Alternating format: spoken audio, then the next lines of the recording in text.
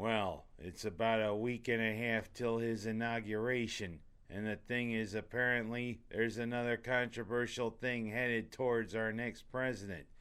As apparently, during the Golden Globe Awards on Sunday night, Meryl Streep took the time when she accepted the Cecil B. DeMille Award to voice her opinion about what Trump supposedly did over a year ago when she said, "Oh, I was ashamed. Oh, I was mortified, about the guy who supposedly is going to be the most important person in this country, mocking the reporter."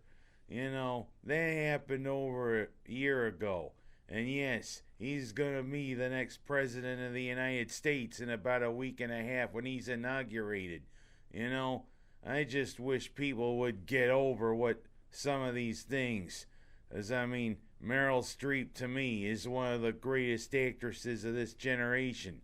She's won 3 Academy Awards. She's won numerous other awards. And hell, even watching that heartbreaking scene in Sophie's Choice still gets to me.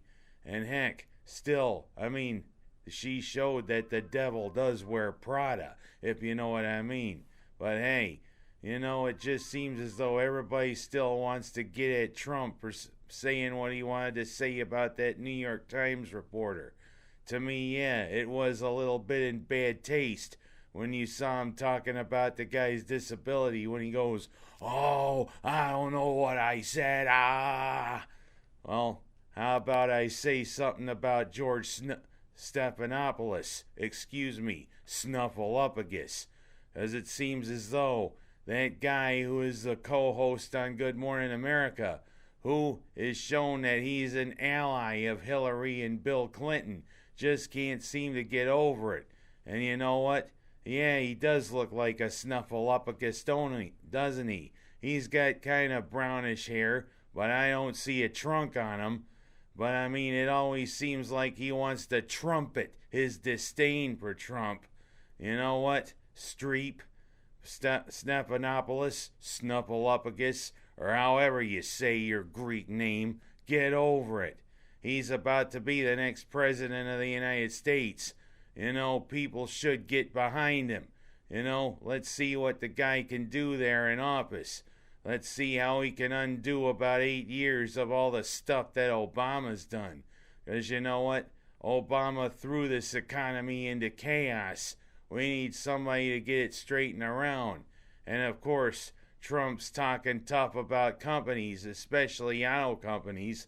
They're threatening to go to Mexico to build plants or add jobs. The auto industry is a big thing here in the United States.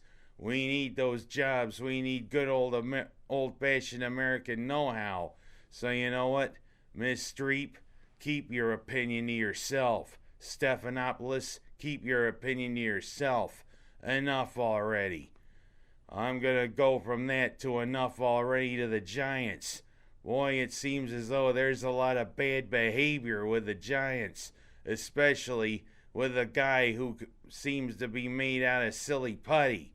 Yeah, there was all the talk about the Giants there, especially the Giants wide receivers, like Odell Beckham, Victor Cruz and company, going down to Miami on that boat trip with Justin Bieber, who shows that, hey, he can be a bad boy himself. Well, you all were posing on that boat, but you weren't so bad against Green Bay. Hell, Aaron Rodgers and the Packers shredded you for 38 points. And Beckham, you weren't made out of silly putty. You actually looked like you were made out of stone. Heck, you couldn't bend your arms like it if you wanted to go get yourself some spaghetti. Hell, you didn't look like cooked spaghetti. You looked like raw spaghetti, especially when you tried to catch the passes. And of course, you showed that, hey, you go from the warm weather of Miami to the frozen tundra of Green Bay. Hell, nobody can stretch. Of course, it seemed a big parallel to what happened 36 years ago. You see how the Chargers, going from the Epic in Miami, it's 80 degrees and it's big humidity, to the 9 below zero there in Cincinnati. And you saw how the Bengals took care of you. But apparently you can't control your emotions even when you know you played a piss poor game. Hell, you gotta bang your head and you also gotta punch the wall. Heck, I didn't hear Quiet Riot playing in the background. And you know what? The Packers don't like it when you cause damage to Lambeau Field by punching the wall. And apparently on the plane back to New York City, I hear that Beckham and some of his friends trashed the plane. You know what? You lost, and you showed it. And you didn't make Eli Manning look good. So you know what? I'd bend you like Beckham and make you pay for all the damage you caused. You know what? Yeah, wait till next year.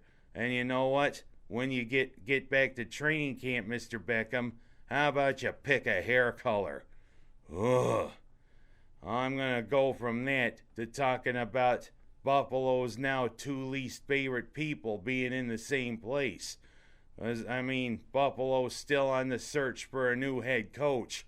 But it looks as though two guys who are now public enemies number 1 and 1A are now with Jacksonville. Yeah, a couple weeks ago I did say Doug Marrone was named the interim head coach down there in Jacksonville. Well, now he's the permanent head coach. And you know what? There's a little blood on the radar there for the Bills if we play Jacksonville next year. And also, guess what? The guy that many people, including me, hoped would be with the Bills, Tom Coughlin, is now the vice president of football operations down there in Jacksonville. Yeah, Buffalo's two least favorite people. Marrone saying Syracuse was his dream job the 4 years he coached the Orange. Then he up and goes to Buffalo. And what happens when he finally gets the Bills to play pretty decent? He ups and leaves. Apparently because of a personality conflict with Frank Whaley, who showed a couple weeks ago, hey, he doesn't know what to say in a press conference. Of course, Marrone the coach, Coughlin the VP of football operations, when Buffalo really wanted like heck for him to come to the organization. Jacksonville is going to be Buffalo's public enemy south, if you know what I mean. And well, I'm going to go from that to saying it was a pretty decent week for the Orange. Yeah, they started to get back on track with a couple of nice wins against Pittsburgh and also against Miami. And now let's hope to continue the upward trend. Maybe things are starting to come together for the Orange, especially because we got Boston College and 21st ranked Virginia Tech on the radar. Hopefully the upward trend can continue, because you know what? It was troubling the way the Orange were playing so far. 10-6 is a very un-Orangeman-like record. Let's continue the upward trend. And good luck to Buffalo. Let's hope we can get a new head coach pretty soon. And let's hope Minders can continue its great play this week, as it's a big game coming up against Newark. We got to turn those Reds and head them back to Wayne County in the snow, if you know what I mean. Come on, Waterloo. You got to start playing better. Oh, well, one of my teams can do good.